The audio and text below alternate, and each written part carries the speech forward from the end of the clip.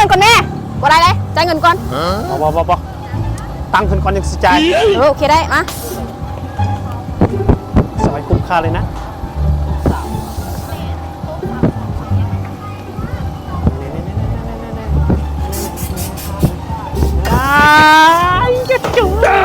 จ่ายมาแล้วนะยังบ่ได้เสาฝาตีท่านบ่ได้เนาะฝาตีนั่นน่ะเอาบ่ได้กับประตูเฮ็ดตัวเห็นได้ยังจ่ายเงินนะ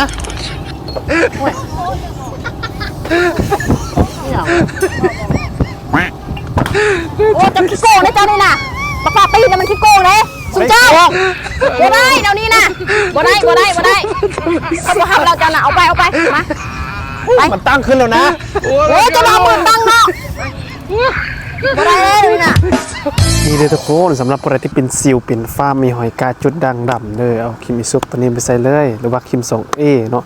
ใส่แล้วจะให้หน้านุ่มส้มซื่นขาวมีออร่าขึ้นเด้อใครสนใจทักเข้ามาได้เลย